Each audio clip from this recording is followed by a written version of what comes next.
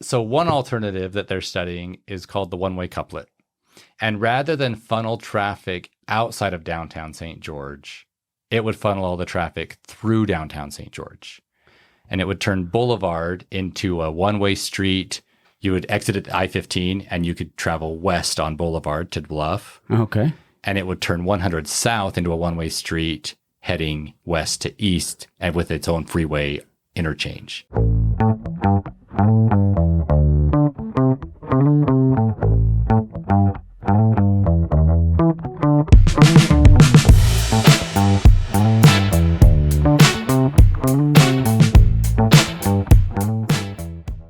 Hey everyone, thanks for tuning in to another episode of the 435 podcast. I'm your host, Robert McFarland, and today we're talking transportation, the Northern Corridor. We talk federal overreach. We talk a lot of the issues that are important to everyone here in Southern Utah. And I'm joined today by Washington County Attorney Eric Clarke and Courtney Sinagra, also an attorney with Washington County. And we talk about this issue in depth. Something that needs to be done is that in these big moments, we can't just sit on an article or a 30-second soundbite to understand this complicated, long issue. It's almost 20 years long. So we hope you get some value out of this conversation. Please share it with friends, neighbors, people that are going to be impacted by this in a positive or maybe a negative way. But we hope you get a full perspective on the Northern Corridor, the transportation needs of Southern Utah. And please like and subscribe, get in the comments. But we appreciate all of our supporters. We continue to grow our listener base every single week, and we're doing it by word of mouth. There's not a whole lot that we could do other than that. So thank you to your support. Thank you to our brand sponsors, Tuacahn Amphitheater, FS Coffee Company, Blue Form Media, Real Estate 435, our real estate team. We're so grateful for the support of all the people we have around us. So enjoy this episode, guys. We'll see you out there. This is an interesting topic, and if somebody's listening to the episode or have listened to previous episodes, I made a comment when I was talking with Mayor Randall for the St. George State of the City address about how I thought we should do the Western Corridor and like how that, in my mind, was going to impact traffic more so than the Northern Corridor. And I ended up getting in a conversation on Instagram with one of the guys who he's like, truthfully, I don't necessarily, he's like, I'm an advocate to maintain as much of the private land or the public land as we can because he's a bike rider and he lives in Bloomington. And he's like, this is going to for sure impact like my quality of life because I get on the bike trail every single day. He said, I think the Northern Corridor and the trade-off for the Northern Corridor is more impactful. There's just more of the recreation places over on the west side of town that people use on a regular basis. And so as I started thinking about it, I'm like, okay, the issues are way more complex than I was like it's not just about the turtles, right? It's not just about the turtles. I think there's a lot of moving parts and dynamics. Yeah. And so as I was researching more because of that interaction I had on Instagram, which is partly why I love doing this podcast, is because it helps me understand where I have like gaps on what I believe. Mm-hmm. And so when you reach out to me and said, hey, we should talk about this project, Celeste Malloy's talked to me about it on this podcast. I've seen, I've probably talked about the corridor 5 or 6 different times, but I've never really gotten into it. And so when you said like, hey, let's talk about this topic in particular because of the public comment, I was like, okay, let's do it. So if you're tuning in, we're talking about a specific project in Southern Utah. So if this is not something they're interested in, they probably click on a different episode. But I have Eric Clarke. You're the attorney for Washington County. Is that the best way to describe? Yep. And of course, Courtney Sinagra, Brinkerhoff Sinagra is here. She's an attorney with the Washington County, but also, what's your role with the Utah Tech and political? Oh, I'm the director of the Institute of Politics. Institute of Politics, that's right. This map that I pulled up is specifically Washington County and the ownership data. And if you're just listening, it's the whole county in a bunch of different colors. And the point that I wanted to drive home with looking at this map from this 30,000 foot view is that only 11% of our entire county is privately owned. And if it's in white, it's privately owned. If it's not in white, it's owned by some governmental organization, whether it's the federal government, which owns the vast bulk majority of it. 75%, or the state of Utah, or the School and Institutional Trust Lands Association, which I think they just changed their name to. It's Yeah, not I still just call them Sitla because I'm not good at Sitla, name yeah. changes. Yeah. Yeah, Yes. they rebrand when they're trying to change. They're like Right. trying to change the rules. They rebrand. This is the argument with the flag, but we're not going to get into the flag thing. But and then if you're looking at the map, we got these red areas with little dots, and that's the Red Cliffs Desert Reserve, which the Northern Corridor is going to slightly impact. My own perspective, it's going to cut through some of this this protected area for native plants and animals, essentially, but namely the Desert Tortoise Reserve, the Desert Tortoise, right? Yes. So maybe we can back up and have Eric explain what even is the Northern Corridor. Yeah, so that's perfect. That's a great question. It's like you should do this with me. That was my very first question. Is like, will you take me through the history as you understand it, or as we should probably be looking at it? What's the history? And if I'm a visual person, so if I'm pointing at the map and people are listening, I apologize. Yeah, But, no, that's like okay. I'm referring to a map, right? So what happens is in the 1990s, the desert tortoise becomes a thing, right? It's protected under the Endangered Species Act. It wasn't. It didn't just like magically appear, but the Fish and Wildlife in '95, I think, Fish and Wildlife said the desert tortoise is an endangered animal. Is that right? So it was before '95. Oh, okay. So and yeah, we're all like youngish, right? But my Long ago. grandparents were here in the mid '90s, and I remember talking about this. So in the early '90s, the desert tortoise becomes protected. Okay. And nobody really knew what that meant. We weren't really sure how many there were. We knew there were some around the St. George area, but nobody really knew what that meant.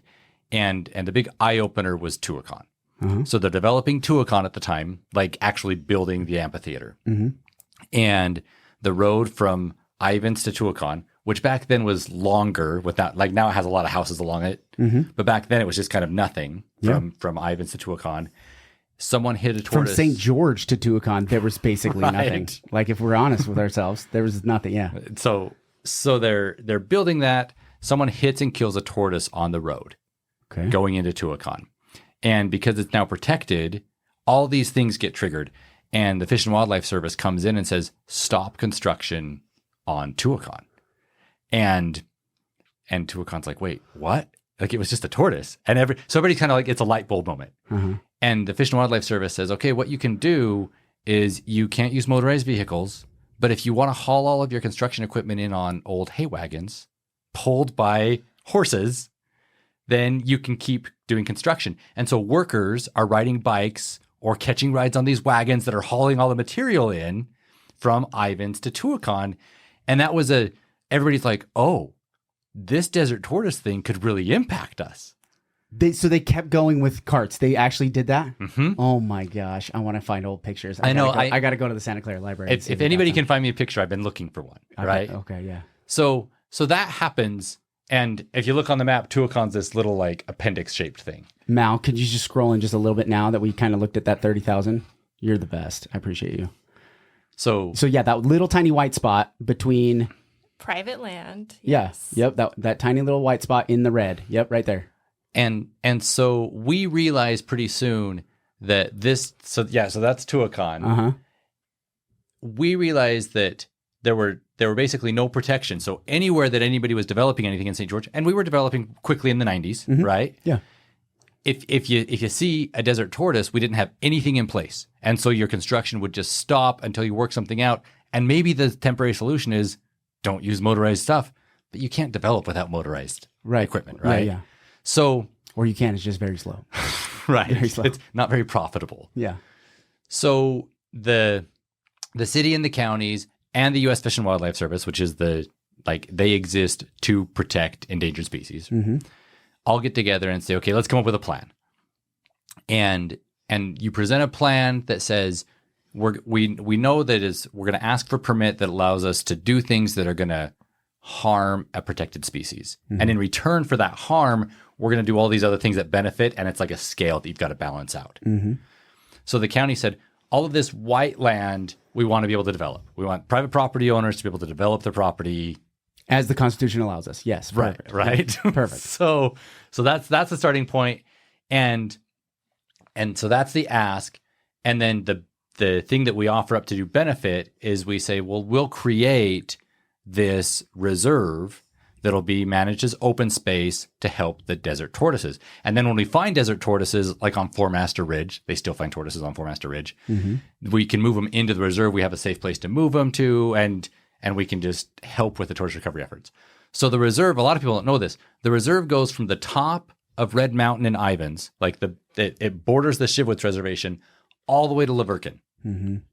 It like I-15 crosses it. Like it is a huge area of land that we've set aside since. So that was the plan that was presented in 1995. So that's when the tortoise is listed earlier, but our actual plan is 1995. So for the sake of not going back too far, but maybe you can help me enlighten me on this. I got into a discussion with somebody in the comments. I think this was on Facebook. It was on Facebook. And I started doing some research on where is this tortoise protected. So this tortoise we're on the very edge of its habitat. Correct. And it goes all the way south into California, south, all through San Bernardino County, half of San Bernardino County, almost all of Riverside County, down to the border of Texas, and then into the Sonoran Desert. Is that accurate? And I don't know. I just know inside the states. Okay. Right. And so this is what I've recognized. And there's something like 15 million acres of protected tortoise land in just the United States. So there's not any. So there's like additional. So I get that it's an endangered species, and then they only live if a tortoise is born, they'll only travel like 200 yards from the place that they're born. This is just the research from the Fish and Wildlife. This is what I was reading. And I couldn't help but think in the 90s, what out of all that 76% of federal land that they had, much of which is all in protected tortoise territory, what made them say this is what needed this is where it needed to be protected? Do you know anything about that? So again, none of us were there at that time. My understanding is that it was a mix of where they knew tortoises were and areas that people were saying, hey, this would be good to protect. And you'll notice, I mean, almost everywhere where it is red rock. Yeah. Right. And it's kind of interesting. The Babylon Road area on the other side of I-15 north of Hurricane is also all in the reserve. And insanely beautiful, by the way. Isn't it? So you're right. It's one of the most beautiful places in our county. It had 0 tortoises in the 90s. There were no tortoises out there, but everybody said, let's protect that too. And so in the name of this tortoise. So that became our translocation place. If tortoises have been found over the last 30 years, they've all moved into that Babylon Road area. Now that area has high enough densities that they're not moving them in there anymore. Right. Okay. So Courtney wants to say something. Jump in, Courtney. I was just going to say, I think it's amazing that back in the 90s, Washington County voluntarily, the leaders of the community at the time said, let's designate this reserve for the protection of the tortoise, but also for the beautiful spaces that we have here in our county. I just think that's amazing. And I don't know if anywhere else, do you know, Eric, where the community has been proactive in the way this community has? So there are other places, but I think it's a good, you can compare us to the Las Vegas area, to Clarke County, right? Because same animal, same time frame. Yeah. Same also rapid development, yeah. Right? We create this permanent open space to the north of our community that we all now love and recreate in, and like it's part of our community. In Clarke County, they didn't do a reserve-based plan. They just said, we'll charge an impact fee and take that money and then spend it on something to help the tortoise. So they didn't set aside land. And again, I like how we did it better. I'm pretty sure they have like 3 designated reserve areas though in southern Nevada. And it might not be Clarke County, but when I was looking at the map of the desert tortoise, like I just looked up just that one endangered species. I think there's 3 designated areas that are like 7 times larger than the Red Cliffs Desert Reserve. Interesting. That they have set aside for desert tortoises. So like, I just can't help but think there's more to the story than just the tortoise. Now, I think, to your point, Courtney, I think it's good that in that time frame, we came together as a community and understood that we want to conserve the most beautiful areas of the county. I think that's a great vision, and it's something that I want to continue to push forward with because,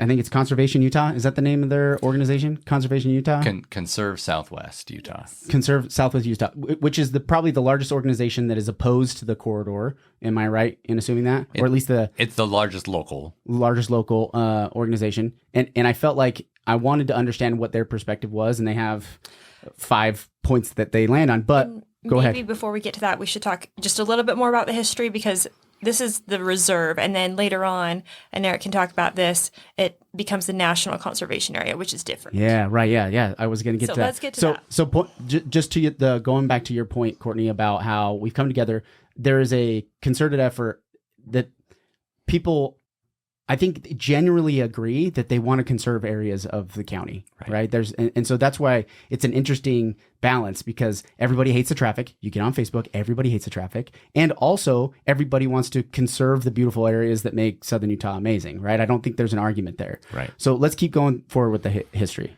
So we have that all happened in the mid-90s. Mid-90s, yeah. And this part of the lower part of the map wasn't part of the reserve then. Right, it was just the northern part that bordered from Ivins to Laverkin. Mm-hmm. We also knew at that time that we've got this thing that sticks down into St. George. Basically, the bottom part of the reserve wraps down in there and captures Pioneer Park, which is where the Dixie Rock or the Sugarloaf or whatever you want to call it is most visited park in the county. So we've always known that at some point we were going to need a way to move traffic east to west without running them down St. George Boulevard. And so over the years, they've expanded Rest Hills Parkway. They put in the Dixie Drive exit so that people, we're doing this in Ivins, people are in Santa Clara, almost Yeah, Santa Clara, yeah. But people on this side of the county can have different ways to get there.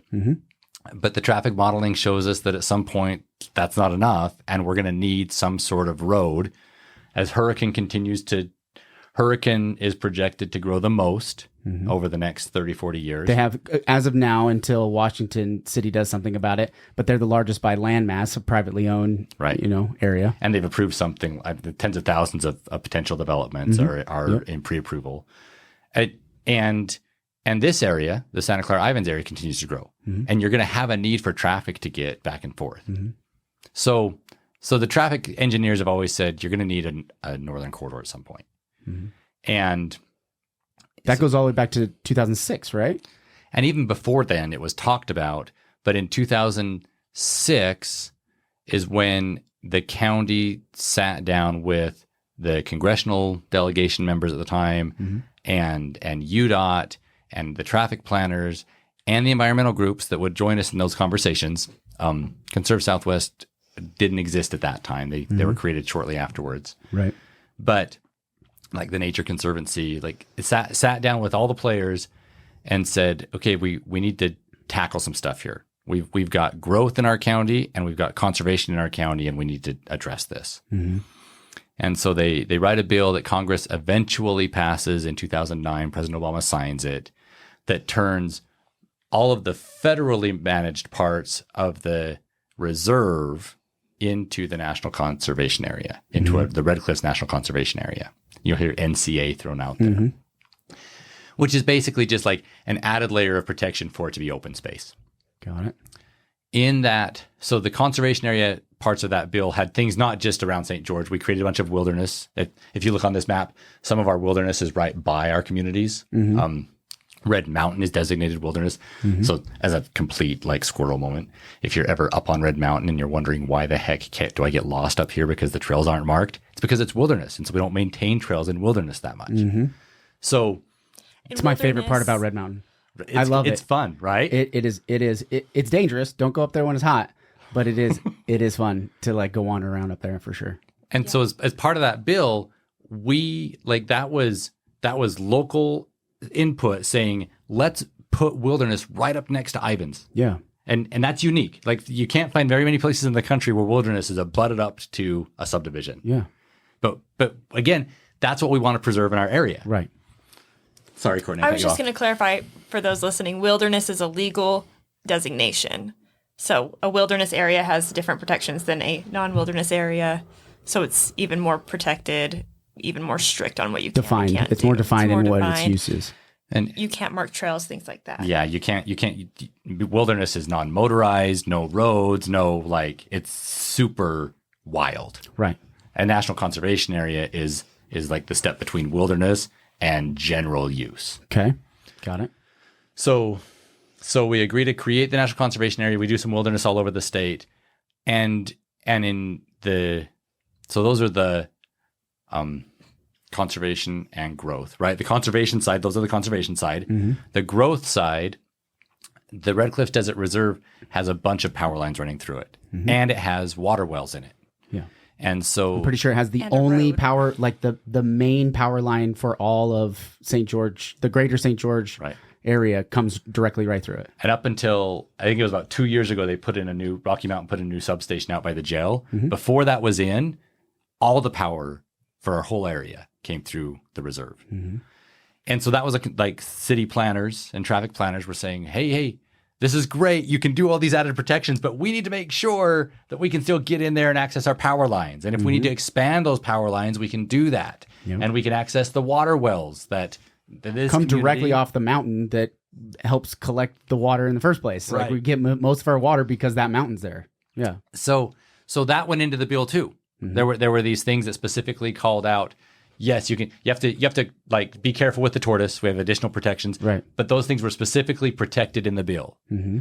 Also specifically protected in the bill was the Northern Corridor. Mm-hmm.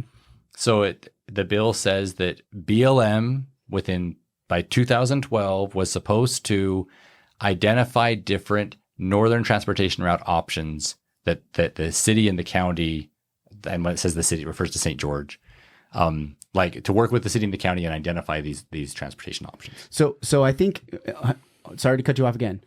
In Conserve Southwest Utah, on their website, it says that the corridor was not in that as an exception to that conservation NCA conservation area. Yeah. And I just think that they're wrong on that. Okay. And I don't think that there's a judge in this country that would agree that bill doesn't talk about a northern corridor. When it says northern transportation route, Right. BLM work with St. George City and Washington County. Because the official transportation plan for that corridor started in 2006. So it's not like this is 3 years later between the two. It's not like this was an idea that they hatched after the Right. conservation area was in place. This was for sure in place ahead of that. Okay, so it just there's a disconnect at least at that point. And at some point we'll probably get in front of a judge on that. Okay. And frankly, I mean, I can get way nerdy on the law on this, right? Conserve Southwest filed a lawsuit when we got the Northern Corridor done. And they could have taken that issue in front of the judge and said, hey, Your Honor, we think it's illegal to put a road through there. They didn't. They settled, and their settlement didn't include the Biden administration admitting that it was illegal to put a road in there. They're still considering putting the road through their process. Mm-hmm. So they could have gone to the judge if they would have thought they would have won and done that. challenge that. Now that's like that shoe's just going to be on the other foot for us to do that Right. later on. Right. Okay, that makes sense. And the bill that was passed by Congress and signed into law by President Obama in 2009, like Eric said, the people that were working on it at the time understood that there would be a northern corridor. The language says northern corridor, and then we have had letters from Senator Hatch and the other representatives that actually passed the bill, voted for it, that said the intent of this bill is to have a northern corridor. So The exact route, though, not being completely finalized, but that there is at some capacity a need to travel east to west across the county through this property, right? That's the basic assumption. And that was right? the compromise, is because the compromise was rather than put a line on the map and say Congress will designate where the road's going to be, right. they said, let's have BLM go study it. Yeah. Let's figure out biologically NEPA where the best place process is. like this. going through all of the environmental stuff that's already in place to Right. do this. Okay. So everybody just read that language saying, hey, BLM, you've got some years, go and identify routes for the Northern Corridor. That's what Congress meant to do. Right. Right? Go study and identify routes. Conserve Southwest, and I don't want to necessarily, I think their position is just that even if that was intended, you can find ways to read around it and still follow the law.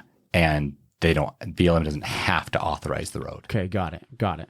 So then, then in 2018, things start to pick up steam because we've gone through the Great Recession, right? With the housing market crash, we went from 2006. You're like, dang, St. George is growing fast. We're building. Truthfully, if you think St. George is building fast now, it was building twice as many homes, 2 times as many homes as we were in these last couple of years. So that slows down, the whole economy contracts, and now it gets put on the back burner from basically 2009 until 2018, in which things pick back up. Is that right? Well, I don't think it got put on the back burner, but we had the Obama administration, and then it changed with the Trump administration. And what really happened for us, because and I'm going to, we got these 2 issues. Our desert tortoise permit that allows us to develop all of the white property expired in 2016. So we were in the process of renewing that. And which is common, right? So we're renewing our desert tortoise permit, and a career fish and wildlife biologist whose whole job was to work on these kind of plans and permits flew in from Denver and came to us and said, "Hey, you guys, let's tackle your Northern Corridor issue now. You've got an idea to fix this. This is a good thing. Let's just move forward." We wouldn't have tackled it if the Fish and Wildlife Service hadn't come to us and said, let's do this now. Okay. So people that come in and paint it as like this Trump. Now, would you have said that had it been in a Clinton administration? Probably not, right? Okay. But it wasn't like us being political. It was the biologists looking at the big picture, coming in and saying, "Yeah, you guys have a good idea. Let's do this." I guess rephrasing what I said is there's just less pressure to say, okay, as things grow, we need to try and stay ahead in an infrastructure way. And as things contract, there's other things that are probably more important issues that are going to take people's time and energy on. So not necessarily that's on the back burner. It's just on the priority list of things. Because even, between 2009 and 2016, a lot of things happened, right? The county continued to grow. It was literally only slowed down for like 18 months. If you actually look at the numbers, we only slowed down for a very short amount of time. So the 2 issues, so the tortoise, like the renewal. So in 2016, that was something that there was like a reevaluation of the entire. Okay, I didn't realize that there was a reevaluation at that point. Yep. So that's going on, and by 2018 we had come up with a concept of so we're saying, hey, the law allows the road, and the counterpoint was that's true, but your reserve that you've set up that gives you permission to develop everything else, like you're going to impact that by putting a road through a bottom corner of it. Mm-hmm. And we said, that's right. That's obvious. Mm-hmm. And they said, so then you should come up with some way to fully offset any of those impacts from the road. And you should do that like at a 2-to-1 or a 3-to-1 or a 5-to-1. Like you should be doing a lot of offsets because you're actually impacting your reserve that is the basis for your whole. If our permit goes away and we have to stop development, like our economy collapses, right? So we said, okay, we're going to be super careful to not mess with the reserve and our permit that lets us develop land, but we need this road. And so we said, well, let's add an area to the reserve. And so there's about 7,000 acres. Is this section 6 or zone 6? This is the zone 6. Okay. So this is immediately west of Bloomington and south of the Southern Hills in Santa Clara. Mm-hmm. And it includes Mose Valley climbing area, Green Valley Gap climbing area. Bear Paw. Bear Paw has 100,000 mountain bikes on it a year. Yeah. If you could, Mal, if you could just kind of slide the map just a little bit so we can look at that bottom. Yeah, right there. Perfect. That's perfect. So yeah, this is where this is the zone area that kind of was highlighted to me because I was like, because I'm on the west side, so it's obviously it impacts me. I'm like, right. I think it would help not getting bottlenecked down Dixie Drive, right? There's only a couple of ways to kind of get around if you're on the west side, and so thinking of like a west side corridor, it seems like it would be helpful. However, there's a lot of lots of recreation in this specific zone, like lots, like you just said. How many bikes? On Bear Claw Poppy trail system alone, over 100,000 a year, based on trail counters. That's crazy, man. But it's awesome. It's beautiful, and the system is so well developed. As far as the city and the county as a whole, we value those types of things. So I think it's a great trade, at least from my perspective. So we said, let's set that aside, and some of that's BLM, right? But half of it is school trust lands, which is school trust lands is the biggest developer in Washington County. In the state, I guess. I mean, if you look at it across the state, they're probably the single biggest developer. Yeah. Desert Color, 100% school trust lands, right? Like all that. So they own 33 plus 100 acres adjacent to where all the development's happening in Tonnequint. And they're willing to put that in the reserve as kind of a land bank investment, knowing that eventually the federal government will acquire that. And similar to what they did in the 90s. In their land in the northern part of the reserve. Mm-hmm. So they're willing to keep that kind of arrangement going with us. They can justify that. They have to show that they make money, right? They can justify that because land values in Washington County go up like crazy. Mm-hmm. And there is a commitment. The BLM is committed to acquire that land in their current BLM's current plan, resource management plan, has that. Also, Sitla's excited about the Northern Corridor because it's going to shoot out, and I'm sorry for those that are listening again. So the Northern Corridor is going to hit Red Hills Parkway where it starts to bend and stops going east-west and starts going towards St. George north-south. Mm-hmm. It's going to shoot over from there, heading east, and then wind up and tie into the top of Green Springs. Mallory, will you go to the Northern Corridor Highway tab for the Conserve Southwest Utah? Up at the next tab, just the other, yep. And then scroll down. I think they got a map on that page. Okay. Right here. Perfect. So, thank you. So you'll notice how much of, and again, the part of the Northern Corridor that's outside the reserve is all in. Like you can take the Washington Parkway exit and go drive that day, right?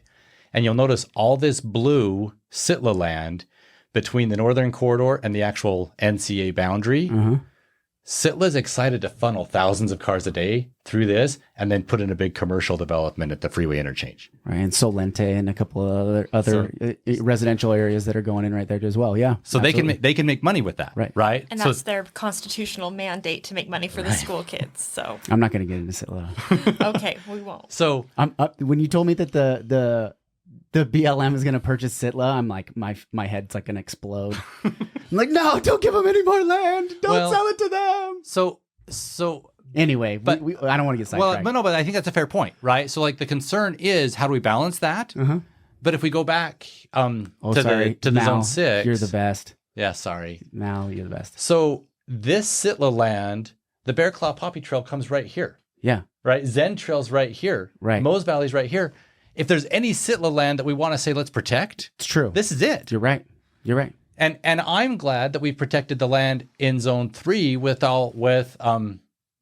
what's this mountain? The Prospector Trail. And Churchill Rocks. Yeah. Right?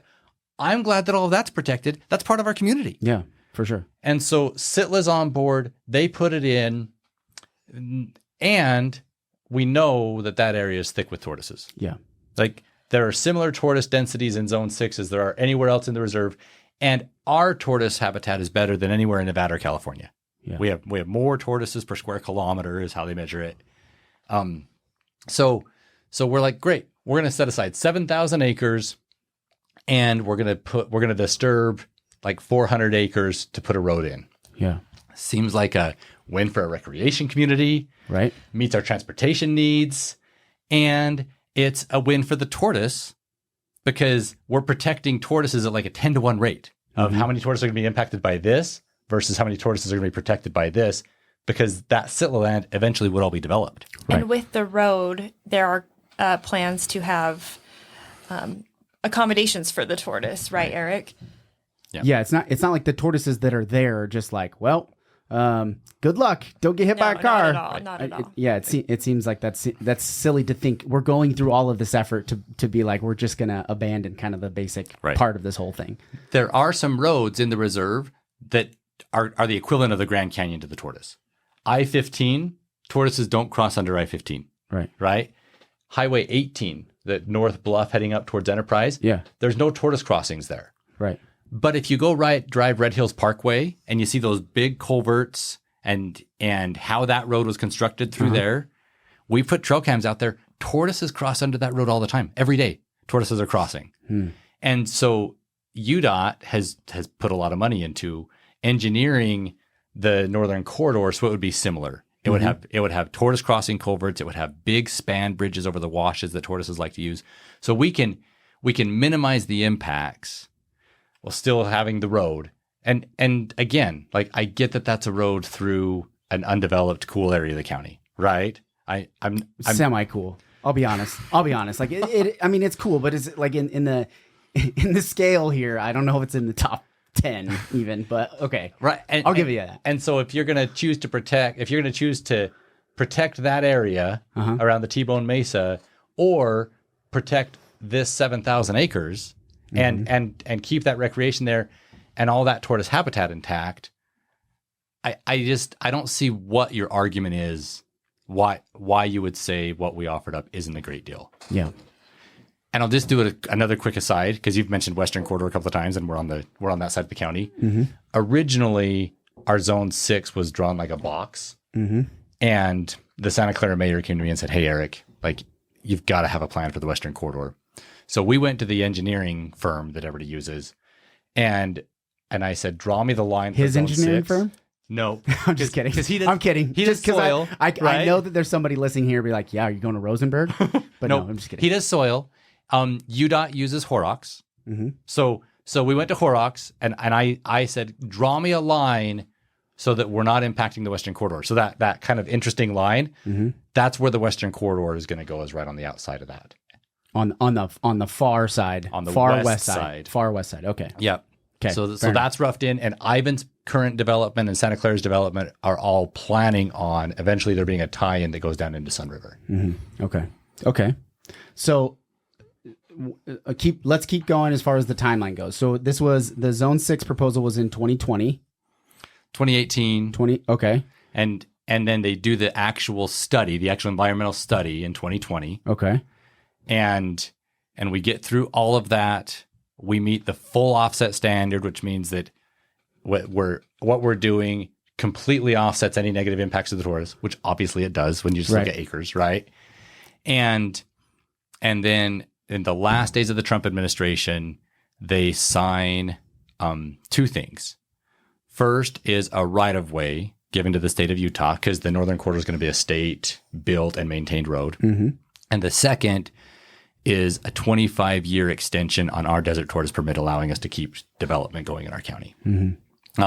Those were our goals. Those were the things we wanted. When those were signed and issued, that's what created Zone 6. Got it. So we gave them Zone 6, and then we didn't get the corridor. Well, we had we have the right of way saying we get the corridor, right? Okay. When that right of way, so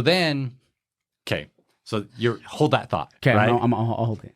So then in 2021, a group of environmental groups, several of which just litigate like crazy, right? Like that's kind of what they do.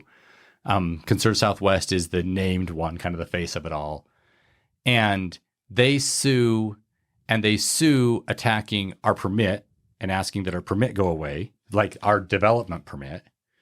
They sue attacking the corridor, saying that it's illegal and that it wasn't adequately studied, and ask that goes away. And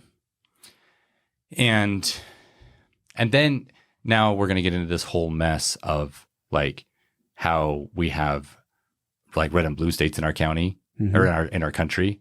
We also have like all the public lands turn red and blue depending on who's in the White House. And the management just changes, and it's a poor way to manage land. We should just have consistency and be good, right?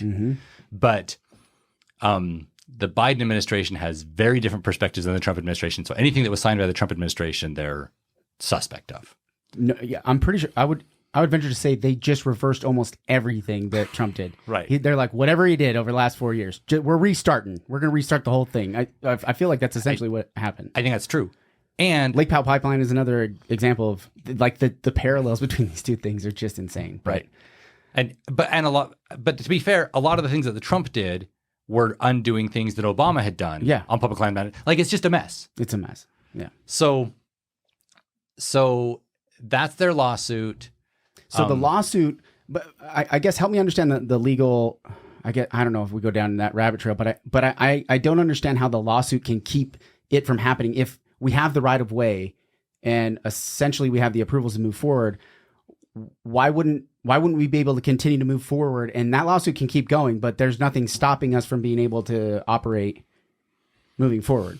Does that make sense? Did that question make sense? So they're two different answers, and this is like us getting knee deep in bureaucracy and like federal land. So if you don't think I should go down that road, maybe we put a pin in that one. So I think the easy answer is we couldn't go start moving dirt and building the corridor once we had the right of way, because there's another step that both the BLM and the Fish and Wildlife have to sign off on final design plans. And you don't have final design when you get a right of way. You just have like something better than conceptual design, but not quite final design. Okay. So, all right. So we weren't done with that process yet. Got it. UDOT has final design ready now. Okay. So you have that happening, and the lawsuit was challenging the issuance. So the court in the lawsuit, at the end of the day, what they were asking for was take away the right of way and take away the permit. Mm-hmm. And so they both have to go back to the drawing board and do that over again. Okay. And what does that mean for Zone 6 at this point? Well, so remember, Zone 6 was triggered when they gave that right of way to the state. And so it, as long as that right of way is there, it's going to be there. There's some other legal stuff too on that I can get into, but to not lose everybody in the weeds, like that's just a super simple transaction. So if that right of way goes away, Zone 6 goes away. Okay. So then they settle their lawsuit, but they settle out of court. So they don't actually, there's different ways you can settle a lawsuit, right? They could have put together something and put it in front of the judge and said, hey, judge, sign this thing saying that the Northern Corridor is illegal, that the granting of the permit was inappropriate, that Zone 6 is still protected. Like they could have asked the judge to sign off on everything they asked for, but they didn't do that. Instead they did an out of court settlement, which is another way of saying a backroom deal, right? And nobody's involved. Attorneys' fees are paid at the end. Like the federal government cuts a big fat check to the environmental organizations, and to stop the lawsuit. And where they ended in their settlement agreement was, we'll just ask the judge. So we'll say, Judge, we need to study this some more. So let us study the right of way some more, and the counties, and so take permit some more. And then we might change our mind and make a different decision on the right of way. Okay. So that they said, Judge, will you sign that? Let us study this some more. But the settlement agreement, so you have the judge's order that says, yes, you can study it some more. The settlement agreement said that by election day 2024, they'll have redone all their analysis and made a new decision. Okay. And so that's what they're doing right now. So that's where we're at. Yep. And we are, you can see why we need a podcast to talk about this. Yeah, we're still actually running out of time. So yeah, so we have like 15 minutes left. So we're in a public comment period.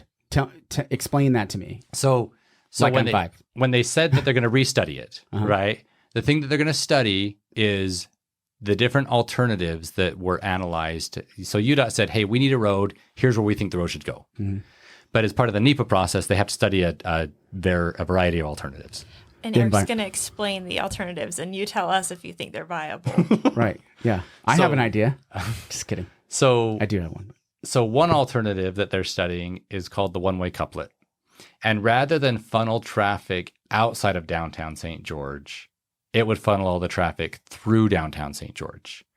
And it would turn Boulevard into a one-way street. You would exit at I-15 and you could travel west on Boulevard to Bluff. Okay. And it would turn 100 south into a one-way street heading west to east and with its own freeway interchange. Okay. We think that's stupid because 100 South has a new elementary school, a fairly new library, 2 city parks, Utah Tech University, the city's public transportation hub, cemetery. Like you can keep going. And one of the cool things that has happened in St. George in the last 5 years is we've had developers come in and build mixed commercial residential high density housing and make that a walkable area of town. That was my point. It's like you immediately blow up our ability to do what I think is required of the county and start getting more dense at the center of where density should be. Where there's already no turtles, there's already not anything. There's already elementary schools and libraries and parks and all the shopping and everything that's already there. So the infrastructure's in place. It's not requiring that we add all of that additionally. So that seems like a horrible idea. Okay, so what's number 2? So there's no way that makes sense. And that idea also has negative impacts for all those businesses. All those Boulevard, businesses, yeah, all those hard businesses. to access. So plan I would number still 2. not take the boulevard. If I'm getting off, I would still not go the boulevard. I don't. It wouldn't make any sense. And it would hurt that some of our low income housing is that neighborhood. Yeah. It makes that a tougher. It takes it from an area that the city's working really hard to make a great place to live, and it makes it a tougher place to live. Right. So it's a horrible idea. Right. Like I don't think anybody's going to defend it. The other option, and this is the Bureau of Land Management's assessments. This is their Their ideas. Okay, great. Well, they have great ideas. Well, this is things, to be fair to them. When we were doing this in 2020, we went to the engineering firm and we said, we need alternatives. Plug into your computer and have your computer spit out different ways to move traffic. And so this is something that a computer algorithm said, hey, we can move cars this way. It doesn't take into account the social impacts. Yeah, it's just saying here are some technical ways we've seen impact traffic in the past, and then let's apply them to whatever variables we have. Okay, so what's another one? So the other one is turning Red Hills Parkway into an expressway, into a freeway. Okay. And so the way that works is you would have dedicated, if you were traveling from Hurricane to Ivins, you would have a dedicated off-ramp that would spit you onto Red Hills Parkway. We'd have to buy out all of that, like where Tropical Smoothie Cafe is and all those businesses, the new men's homeless shelter, Switchpoint Shelter at 1000 East in St. George. All that gets bought out and that all gets turned into a freeway interchange and an interchange with on-off ramps at 1000 East to get onto that new freeway we're building, right? And then it would still, but it still violates, because as I understand the NCA, Red Hills Parkway can't be expanded. Well, so they say in their plan that they would have to expand Red Hills Parkway. But you wouldn't be allowed to unless you went through the exact same process we're going through right now for the Northern Corridor, Correct. right? Yeah. Okay, so sweet. That one's out. Because then you're doing the same thing that you're suggesting. With that solution, you're still violating all the reasons why we're violating the Northern Corridor. So if you're saying it's illegal to have a road through there, then you couldn't do that expansion. But Exactly. what we're saying is, no, it's legal. You just have to do it well, right? So the craziest part about that option is the way that it's, and you can look at the pictures of how it's drawn out to move traffic right. Everything, you lose a ton of access. So the Desert Gardens area, let's say that you wanted to visit that from Ivins. To get there, you would have to go down and take Boulevard over to 1000 East because you couldn't get on Red Hills Parkway and left turn off of Red Hills Parkway into that parking lot. So you'd have to go all the way to St. George 1000 East, get on the freeway, hopefully right turn off into a parking lot where you hope there's a spot. And then when you're done there, you've got to right turn back on and go, you can't exit the parkway until you get to North Bluff. So for people that are trying to work in the city yard there or the Water Conservancy District there, or people that are trying to visit Pioneer Park, it just makes access.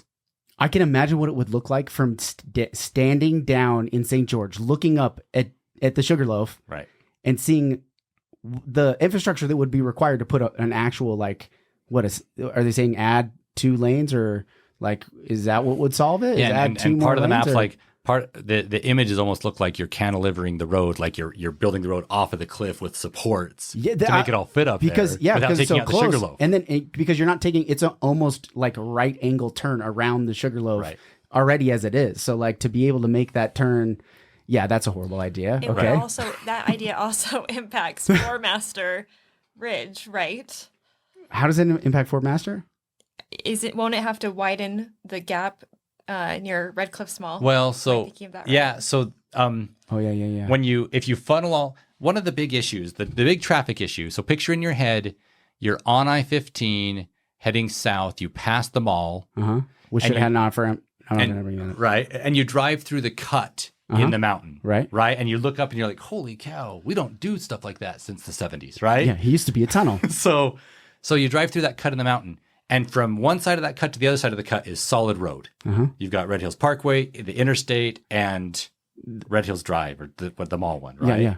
So in order to put in on-off ramps to make the Red Hills Expressway work, you're going to have to widen that cut, which means like the house is up on Four Master, you know? Yeah, I mean, I guess they could widen the cut from just the one side because there's not really any development on like where Middleton is, like on that northwestern side of it. You could widen just that potentially, but either way, you're already getting. I think we've already like gone off the rails in the suggestion that we have to widen Red Hills Parkway. Like you're still running into the exact issue. So you can see why we feel the It's already- Northern Corridor, Right. Yeah, okay. as Eric Do we have described, is any- the best plan. Is there any other ones? No, that's it. That was it? Well, so then there's different ways you can route it through the reserve, but they all have the same start and end point. They all go from the end of the Washington Parkway in Green Springs down to Red Hills Parkway. Like they're all just different ways to see what impacts the tortoise laced. So that's it. Like those are the options. And what the Biden administration is probably going to do at the end of this year is they're going to say, yeah, we don't want a transportation plan, but you have other options, so we're just going to take away the right of way.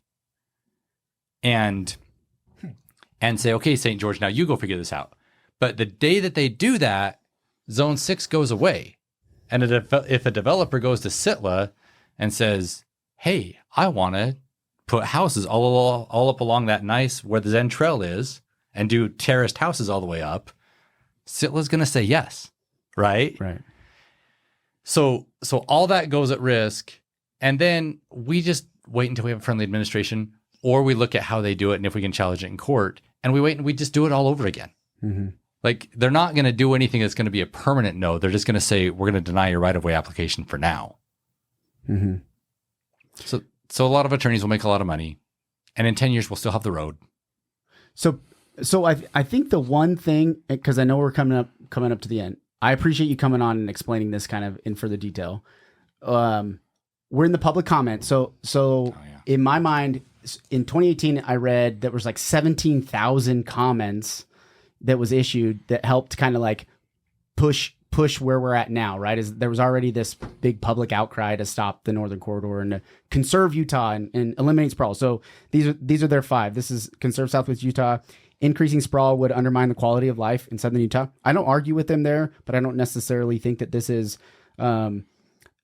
increasing sprawl is very vague and broad and saying, well, okay, 11% of the county is publicly owned. 11% of the county is available for development already, period as it is. Federal government owns 76% of the county. We can't really sprawl. Let's be honest. So, well, and if you're worried about sprawl, setting aside Zone 6 as permanent open space is helping stop sprawl. Right? 100%. I completely agree. So the second point, impact cultural resources of indigenous people. I don't understand that one. Somebody's going to have to explain that one to me. Increase the chances of wildfires. I guess. So, anytime you build a road, you have increased chances of wildfire. So I think that like roads can increase wildfires, right? Of course. The thing is, the area around where the road's going in has burned from wildfires over and over the last few years. So you can go out, if you take Cottonwood Road up and go look at the old city dump site, which is where this road's going to go. I would say that in an effort to eliminate wildfires, they cut roads so that they have fire breaks, so you can actually go get your trucks to it to actually stop the fire. So I'm like, even assuming that they might cause them, how many of them could they probably eliminate or like keep from ravaging that area by having some added additional like highway access to that? So you're right. I think it's still pretty flimsy. Increase noise, population, and disturbance, and they cite all these subdivisions that are not even remotely close to where it is. So I'm not sure I can stand with them on that one. There's probably 500 homes that'll be like, oh man, there's a road there now. But they all knew that there was possibly going to be a road there anyway, and if they didn't, that was a due diligence issue. Pollution and disturbance. That one cuts our way too. The more cars are idling, the more you pollute. Right. So if they're sitting in traffic, exactly. And they also cite the fact that transportation is changing and electric cars and other forms of transportation anyway. And then their last point is setting a dangerous national precedent, which I think we've already set a dangerous national precedent of allowing the federal government to come and tell us what we can do with our county. So, I think it's a weird argument to where if the discussion is, I want to just stop things from happening, that's fine. But if that's the argument, let's just call it what it is. Is like, I just want things to stay the way that they are, but that's not the way the world works. And we have to have, I think there's consensus that traffic is an issue. I don't know if there's consensus that this is really going to solve a huge portion of that traffic. However, any added roadways, any added routes is going to be beneficial. And I'll use this as my last example. Is in Corona, California, they did not prepare for the amount of growth in the surrounding areas. And it doesn't matter what day of the week, what time of the day, you are sitting in traffic in the heart of Corona, California, because there's one highway and there's all these small 2-lane roads. And now all this development is crowding those roads. And unless the state comes in and wants to knock down a bunch of buildings, there's no way of relieving any of that congestion. Right. And so coming up with as many alternatives as we can, I think choosing not to drive your car is a great option, but it's a much more difficult thing to do than to say. So it'll be interesting to come out. How do we get people to actually comment that they want the corridor? Why would they do that? So next week, the county's going to have up on its website, you can just go to the county website and there'll be a box you can click to submit, and it'll have like some language that you can go in and just like submit the boilerplate language or create your own comment. You can also go to the BLM's planning website if you just Google Northern Corridor and submit a comment there. It's not hard. Mm-hmm. And I think that it's important that they hear that, like, hey, there's some public outcry. We need transportation. We don't want to be like trying to get into Moab or trying to get through Sedona. Mm. We need to be able to have ways to get people around downtown, and so we can have functional transportation systems.